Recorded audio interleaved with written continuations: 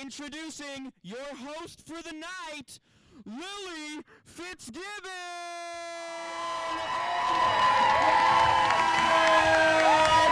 Get up here, Lily!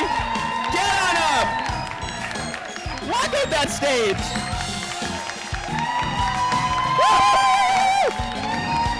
I got you! I'm here! Yes! Yes! What a great beat! Great organ solo. Ba-doom. Oh yeah. No problem.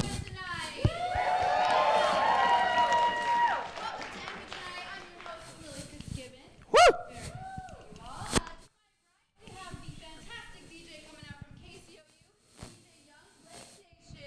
Yeah!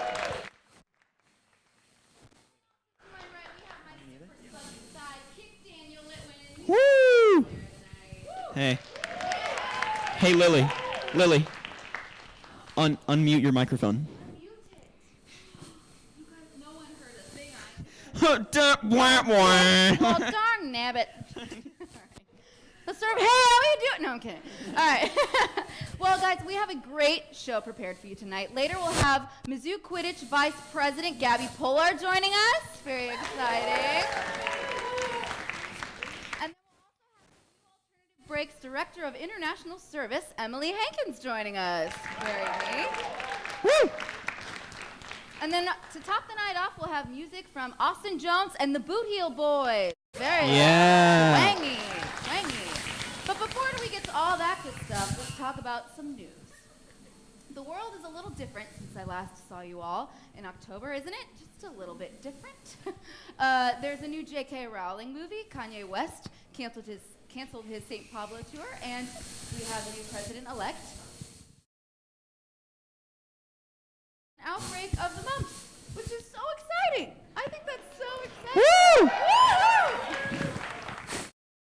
128 confirmed cases of the mumps decided right here in all social events to be canceled, and since I'm pretty sure that this is a social event, MU Tonight has provided everyone here with free surgical masks. Yes, surgical masks. And then also Daniel is running around with free dolls and Germex. Everyone, stay safe out there. They're not. Someone catch one there.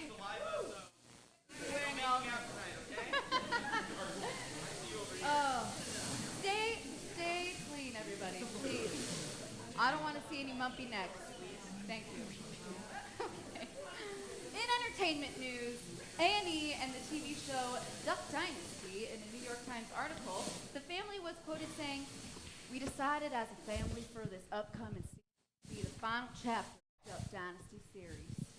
And A&E responded saying, "What? We thought we canceled that when the one guy with the beard said that homophobic stuff?" We thought that we canceled it. Yours looks kind of beautiful. How much time we got left, Daniel? We have a whole minute left. You're halfway done. You guys can do it. I feel like a mean coach. There is. It's just you're blind.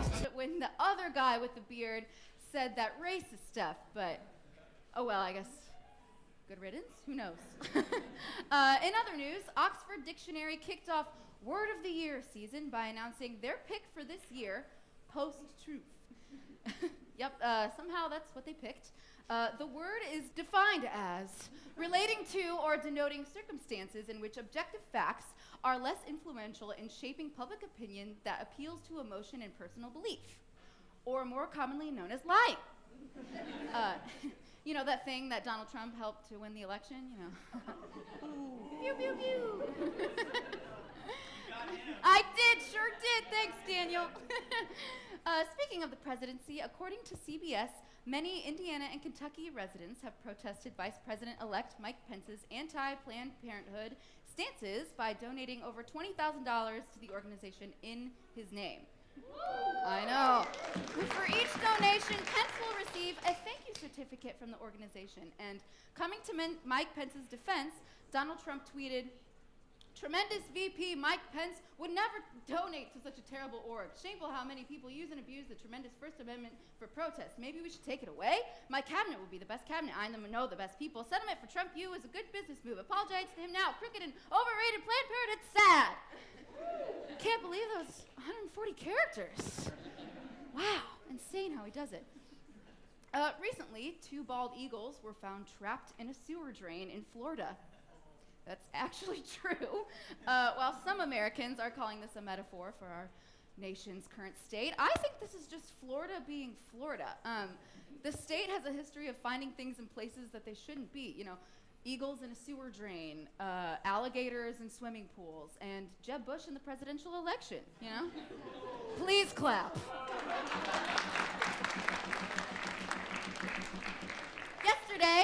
Yesterday, the official Twitter account for the U.S. House Committee on Science, Space, and Technology retweeted an article that claimed that global temperatures are actually falling instead of rising. And look, whether global warming is real or not, Daniel and I didn't let warm weather spoil our winter fun. So let's take a look at what we did.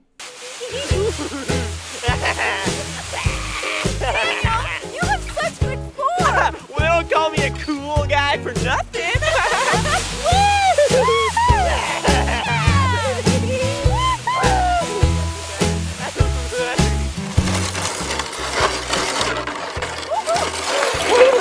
What you doing? Oh, you know, just clearing the sidewalk of all this snow. But Lily, this is the perfect time for a Snowball fight! My best friend, he's a warm-hearted person who loved me till the end. People, let me tell you about my best friend. He's a one-boy cuddly toy, my up, my down, my pride and joy. People, let me tell you about him. He's so much. Oopsie! I guess that's the problem of having a snowball fight in the park. Hey! Come back! Our friend left us. You're the only friend I need. The goal is to put as much mud and sticks in it so it doesn't fall over.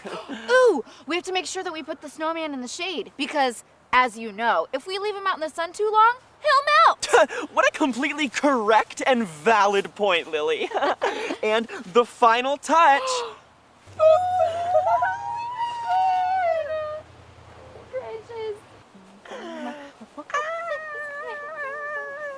Hey! Hey! Will you take a picture of us with our snowman? I need to show my mom I'm actually doing something with my life. And pose. Sure, but are you sure that's a snowman? Not only is it a snowman, it's the best snowman ever. I'm not so sure. Just take the fucking picture. Thank you. Let's see. Oh, I love that one. Woo! Fuck it. Oh, I don't know about this, Daniel. Look, I know it's really steep, but come on, let's do it. It's gonna be so fun. Okay, if you say so. On your marks, Get set. Go!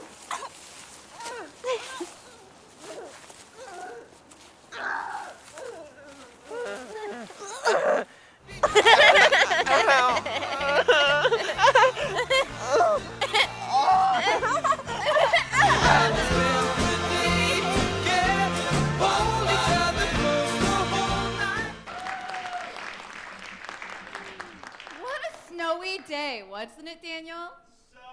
So snowy, so fun. In other news, a woman in New York won a jackpot of $42.9 million at Resorts World Casino. The casino claimed that the slot machine malfunctioned, therefore voiding her win. Fortunately, the casino offered her the consolation prize of a steak dinner for one. Because, you know, nothing says, sorry you didn't actually win $43 million like a piece of beef. So great. So, like we opened the show with, we want to acknowledge what a weird and concerning year 2016 was.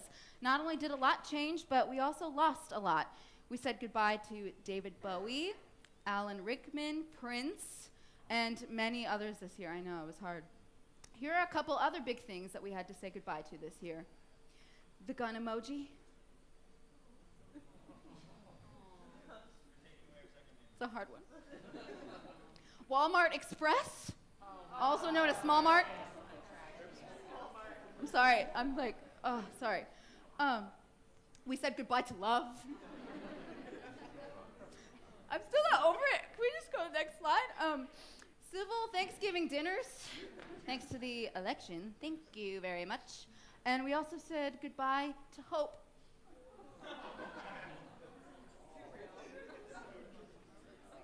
Speaking of hope, the election's over, and I think that regardless of how we feel about the results, we can all agree that it's time to get back to what's important. Remembering that political differences aside, we're all on the same team, and it is what it is at this point, so let's try to move on and find a better way to communicate with each other, right? Sound good? Can we do that? Right. Let's move on. Let's move on. We want to bring up an issue that we feel was unfairly left out during the presidential debates. So to show the world what a presidential debate should look like, please help me in welcoming our moderator for the night, Daniel Litwin. Thank you very much for coming out here. And debating with me tonight is our head writer of the show, Elmer Guardado. Come on up. Thank you very much for coming. Thank you very much. Nice to see you. Very nice. Nice to see you. Welcome. Hello. I'm loud anyway, so even if it doesn't work, I'm really loud. So, welcome to MU Tonight's inaugural debate. Tonight on MU Tonight, we will be debating one of the hottest and, do I dare say, controversial topics of the year. Is a hot dog a sandwich? We're going to keep this debate civil, okay? This isn't one of those mainstream media outlets. I'll be fine. Yeah. I'll be cool. Okay, so we're going to start with short 15-second brief intros on your stances on the topic. All right. We'll start with Lily. You first, please. All right, a hot dog is a sandwich. It's called a hot dog sandwich. We just call it a hot dog because that's what's inside of the two buns. There's two buns on either side of the hot dog. That is the definition of a sandwich. Two pieces of bread with filling in the middle. That's all it is. Okay, I think that's 15 seconds. Yep, thank you. Elmer, I need your stance on the case, please. Ladies and gentlemen, words need to mean something. And if we just start calling everything a sandwich, then what's the point of words? We're not calling everything a sandwich. Okay, that was his opening statement. Slippery slope. It's not you. That's literally a logical fallacy right there. Okay. Slippery slope. Excuse me, I'll add after the show. Lily, I need you to give me your opening argument. Just give me your main stances, your main points. Why do you think a hot dog is a sandwich? All right, so Merriam-Webster defines a sandwich as two pieces of bread with a filling in the middle. I'm still talking. There's a filling in the middle, and that's exactly what a hot dog is. Sure, there's like the small little connecting thing in the middle, but what if it breaks apart? Then it suddenly is a sandwich, isn't it not? I Thank you. guess. Elmer, do you have a rebuttal for this? I do. She said it, ladies and gentlemen. Two pieces of bread, right? How many is this? That's one. Right. But How it's many a- pieces of bread are on a wrap a hot dog? Okay, well, when you buy the hot dog pack, it comes with like 6 buns or whatever, but it's like 2 pieces of bread It's that one come apart. piece of bread. What happens when it comes apart? Then it's a ripped hot dog bun. No, it's not. It's a sandwich. That's a definition. There's 2 pieces of Okay, bread. I'm going to cut you guys off. I have more questions. This one is for Elmer. Elmer, you've been a vocal opponent of hot dog sandwich rights for years, fighting to keep Franks out of the scene. How would you ease these accusations of bigotry? Look, ladies and gentlemen, I'm not saying we have to treat them differently. We can treat them the same. They're both great, all right? I don't have a preference, but they're different things. What, hot dogs and sandwiches? Yes. Do you think hamburgers are different from sandwiches? Yeah, they're hamburgers. No, that's what's inside of the sandwich. It's a hamburger sandwich. Jesus. So like when you have a ham sandwich, you don't call it a ham. It's a ham sandwich. Look, Yeah? yeah, a ham sandwich is a type of sandwich. Right. So when you call a hot grilled dog, Okay, cheese thank what's you. inside Thank of you. the sandwich? It's a hot Lily, dog sandwich. Lily, I have a question for you. Many voices from the sandwich community say that sandwich culture is historic. They don't think hot dogs should be appropriating sandwich culture for their own personal gain. How would you respond to this? I don't think appropriation is appropriate here. Thank you very much. What would you say to the sandwich community? The sandwich community should be open and embracing to all different kinds of sandwiches. No one's We have asking for them to hamburgers. not embrace each They other. said they're appropriating, whereas you could have an entire culture of just wonderful sandwiches. You could be open to all these different kinds. So imagine you have a friend, two friends. Okay, you invite your friends over for a sandwich party, No, and no, your no. definition is 100% No. You different have- than everyone That else's. sounds You weird. have two friends named Albert. You have two friends named Albert. Albert. They're standing That's on a- either side of you. What do you have? An Albert sandwich. Do you not? Yeah, but because they're not conjoined twins, I know. right? That's the hot dog example. One thing. Okay, Elmer, I'm going to expand on Lily's point that she brought up earlier. Merriam-Webster did say, they did say that a sandwich is 2 or more slices of bread. But Merriam-Webster also did say in May of 2016 that hot dogs are sandwiches because a sandwich is also a split roll having filling in between. What do you say to this, Elmer? Look, it's 2016. Nothing makes sense. We praised a gorilla for dying. True. We have That's this not an election was argument. weird. All right, I'm not here. Objection. No, That's not an no. argument. I'm just saying. Look, I don't know why I keep looking at it. It's a blank. Look, my point is, all right, a sandwich is a sandwich. Hot dog is a hot dog. Oh! Ooh, ooh. Hot dog is a hot dog. Hamburger is a hamburger. Let's just Hamburger Look, sandwich. all Why are we right, making this Lily, harder than Lily, it one final comment question for you. The National Hot Dog and Sausage Council. That's not a real No, thing. I swear to God, that is a real thing. The National Hot Dog and Sausage Council commissioned a poll. Okay. 57% said that hot dogs are not sandwiches. 33% said yes, and 10% were undecided. What say you to America voting that no, a hot dog is not a sandwich? There are a lot of people that look at science and say, that's I'm not glad true. we're finally bringing science into this one. It's science. It's real science. Hot dog sandwich, hamburger sandwich, Albert sandwich. Makes sense to me. Makes sense You're to right. a lot Elmer, of Americans. any final Daniel's comments? a sandwich by that logic, then, right? Just anything's a sandwich. I'm a sandwich. Sure. Okay, thank you both for joining us on MU Tonight's inaugural debate. I feel like there was no clear winner, so we might have to bring this back at some point. Please but don't. Tune in next time. Tune in next time for Is Skim Milk Just Gross Water? All right, I have Thank you. opinions about that. I have opinions about that. Thank you. Thank you, everyone. Thank you very much. Shake hands, please. Ooh. Kick her out. I'll be civil. I'll be civil. Thank Get you. off my Thank stage. you. Hey everyone. I know that I speak for all of us here at MU tonight when I say we have a great show prepared for you. Give it up for the show. Up next we'll have Mizzou Quidditch Vice President Gabby Poehler joining us, so stick around. We'll be right back.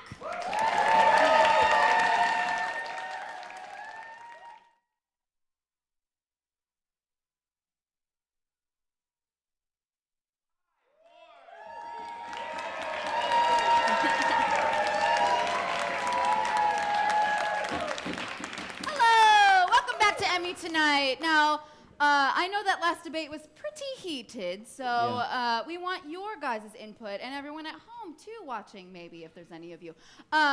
There's a poll on Twitter. It's at MUTV_23, and there's a poll. Is a hot dog a sandwich, yes or no? We want to know your input. We want to see what you guys think and how you think the debate went. So Who make sure won? that you follow and vote in that poll. Vote. Vote. It's your It's civic your- duty. Yes. Sponsored by Absolutely. Honda. Honda. It's your We civic won. duty. So our next guest, she is full of spunk on the field, and she can probably outbeat you when it comes to Harry Potter trivia. Please welcome Mizzou's Quidditch Vice President Gabby Pollard. Woohoo! How exciting! Good to see you. Take a seat in the comfiest chairs in the world. Oh, wow. This How is are you really doing? nice. I'm good. How are you? You have blue hair. Yes, I do. Does that mean that you're a Ravenclaw? I am actually. Are you really? Yeah. Okay. Wow. Was that on purpose or anything? No, I've just been doing this off and on for like 3 years. So. 3 years. Your hair's very long. It looks nice. Thank Good you. job. I'm proud. I worked at Sally's, so I'm like very. That's where I get all my products. I'm very aware of like hair care. I was a hairapist. That's what they called us. That's funny. Bye. That was real. So tell me about this Quidditch team. I know that some people have like, is it true? Do we have a Quidditch team? We do. Yes. How? What? How did it start? So the sport itself started about 10 years ago. We had our 10-year anniversary last year, so that's really exciting. Mizzou has had a Quidditch team since for 5 years now. So we are now actually the Midwest Regional Champions. So that's really exciting. OMG! Oh my gosh! Yeah. I didn't know that you competed with. There are Yes, other colleges do Quidditch? Yes, this is a competitive sport. It's an official club sport, so there are about 250 teams in the country, and actually 20 countries that play as well for a World Cup itself. Oh my gosh! So, yeah. So you're the regional champions out of where did you compete? We were the Midwest Regional Midwest. Champions, so we'll go on to nationals, and then we'll see how we do there. So we competed with, I think it was 16 teams at Midwest. Wow. So I had no idea this was like such a huge thing. How often do you guys practice for this kind of thing? Is it like a real sports team? yes, Okay. so we practice 3 times a week. It's really And- rude. Not Lily. trying to like. Yeah, Yeah, I come on. I didn't know. I don't know anything.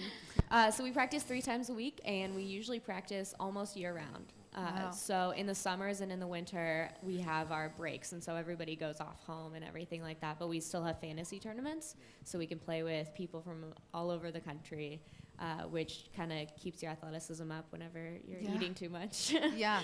How does it differ from the actual? I mean, obviously you don't fly. Do you? No. No. The only key differences I see between the books and real Quidditch is we don't fly, and the snitch is a person. Oh, really? Yeah, so the snitch wears shorts, and on the back Velcroed is a ball that's tethered. Really? And the goal is to catch the snitch by pulling it, kind of like flag football. Oh, And then okay. that ends the game and gives whoever caught it 30 points. Wow. Okay, so are there different like in tennis, you have different games within the match, or the matches within It's just one whole just one whole- match. Okay. I'm learning. We're all learning, right? Yeah. We're all learning here. But but you'd still use the brooms, isn't Yes. that right? You run with Yeah, brooms in those between are your legs. required, yeah. They're required? Yeah. So how do you like, is it like shopping for a broom, like actually in the Harry Potter world, or are you just like, I don't know, I found this broom? We use PVC pipe, but we do have like broom decorating parties. So we still have like our own special brooms and stuff like that. But it is required for it to be 3 feet long or a little bit less, like between 31 and 34 inches, and PVC pipes, because it's a lot safer than the other things that we used to use and things like that. Oh, okay. No. Yeah, my stepmom tried to buy me a firebolt, and it did not work out. Flew out the window. Yeah. I wonder why that was kept in. I mean, it seems like really inconvenient when you're running and literally throwing balls. I think that's part of the challenge of it. There's Oh. so many different challenges in this sport, and there's so much that you have to strategize. And then you put a broom between your legs, and all strategy almost goes out the window until Right. you it kind of just becomes a part of you. So that's a really cool part of it. Yeah, that is cool. It's artistic integrity. Right. It's like, ooh, Respect look at the her author. broom. Like, Okay. wow. It's kind of like mouth guards, but way cooler.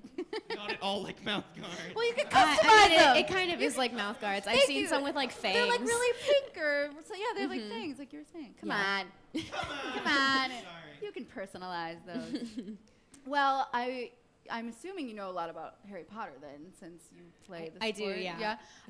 I went on the Google and I looked up some really difficult Harry Potter trivia, and I wanted to see if you can answer because some of them are about Quidditch. Are you ready? You think Yes. you can do it. Okay. What is the maximum speed for a firebolt broomstick in miles per hour? Interesting. I'm surprised it's not kilometers per hour since it's British. Oh. But I have no idea. I was on the American Google. I was on American Google, so. But I do not know the answer. It's 150 miles an hour. Wow. I didn't know that they could move the cameras that fast with the brooms. You know? Oh, man. Okay, in the Quidditch World Cup, Ireland's team had 3 chasers, Mullet, Troy, and Morin. Which one scored the first goal? Does anyone else know that? I mean, you can use your Quidditch friends. Are they here? That's You the don't front know? table. I think it was Morin. I'm not You guys have a positive. guess? No? Mullet, Troy, and Morin. Is that your final answer? It is Troy. Nice. Is he president? No. Well, he should be. And then last one for you. How many possible Quidditch fouls are there? Oh, I think it's like 450 or something. It's a very large number. And It there is was one large. game where all of them happened in one single game. Wait, so you actually have the answer is 700. Okay. So obviously you don't have 700. No. in But your we do game. have a rule book, and it's pretty thick. Oh, Yeah? Mm-hmm. So instead of the 700 fouls, does it equate to 7 instead, or is it just actually? Where are you getting this math? I don't know. It just happens, right? There has to be some sort of formula for the real Quidditch to the Quidditch that you guys play, the real version. I feel like most of those fouls are don't cast a spell on someone. And so our fouls are don't make someone fall on their head. Okay.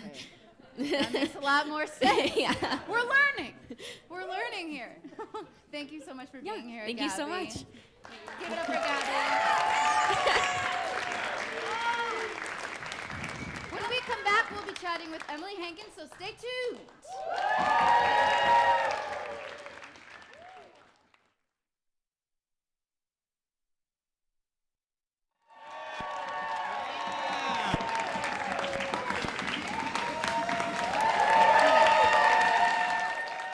How you guys doing? She's a leader, an explorer, and a lover of travel. You'll most likely find her running around encouraging people to sign up for Mizzou Alternative Breaks. Please welcome MAB Director of International Service, Emily Hankins. Hey, girl! How's it hanging? Good, how are See you? Good to see you. Come take a sit in the comfiest chairs in the world, like I tell everybody. So you are the Mizzou Alternative Breaks Director of International Services. Yes. That's a mouthful. Yeah, it is, Wow. for sure. How did you get to this point? So MAB is for those of you who don't know what it is, it's a student-run organization, and we send out a whole bunch of service trips all over the country and internationally over school holidays. So I started by being a participant on one of those trips my freshman year of college, and then worked my way up to a site leader where I got to lead a group of 12 students on a service trip. And then this past year, I applied for the exec board, and now I'm here. Oh my gosh, Yeah. congratulations. Thanks. It sounds like such a big job. I mean, going international, are you going every break? So you're going, We just go over winter break. Just winter. And then we just last summer had our first summer trip, a summer international trip, which I led, and Elmer was actually one of my participants. the head writer, the sandwich hater. So how many trips have you been on then since you've been a I've been student? on 6. Wow. Yeah.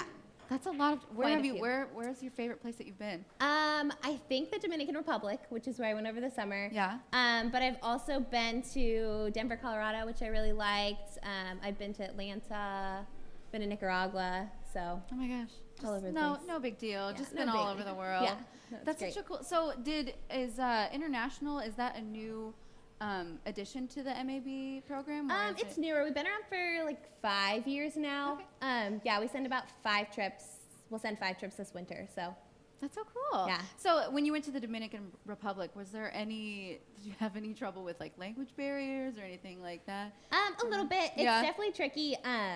We have people on the trip who speak Spanish, which is really nice. I don't personally speak any Spanish, so it can be a little tricky. You didn't pick any up? I picked up a little bit. Yeah. A little bit. But yeah, it's pretty good. A lot of the kids there know English fairly well, so it's really cool. What were the projects that you were doing? In the trip? Over the summer, we worked at a baseball and softball camp. because baseball is the like national sport of the Dominican Republic, and they have a lot of men go to play baseball in the U.S. So we basically just worked a baseball and softball camp for a week there. It was great. My gosh, that's so cool. How young are the kids? They were like 5 to 14, So 15. little. Yeah. Oh my god. Little people are my favorite. Yeah, mine too. Like little Mine too. tiny small people. They're the greatest. So did you ever, when you were interacting with locals or anything like that, did you ever like trip up saying something accidentally wrong or like, ooh, I don't know what to do, like kind of confused? I don't know if I've ever said anything wrong, but there's definitely been times where they definitely have no idea what I'm saying. But that's when you just pull your friend aside and have them say it in Spanish, and you're good to go. That's lucky. So do they, is there any like option, like I want to go to the Dominican Republic because I can speak Spanish, or? Yeah, you can either, because we send trips to both the Dominican Republic and Nicaragua. So when you apply to go on the trip, you kind of like preference which if you don't care which one you go on, or if you have a preference. And then you can speak, if you do speak Spanish, it's a little plus, but you don't have to speak Spanish to go. Gotcha. Okay, well that's cool. Because I know that if you're going domestically, like you went to Denver and you went to where else did you say? You went? Atlanta. Atlanta. So you'd have no idea that you're going there at all. And so like how does that work before you know how long before you go on the trip?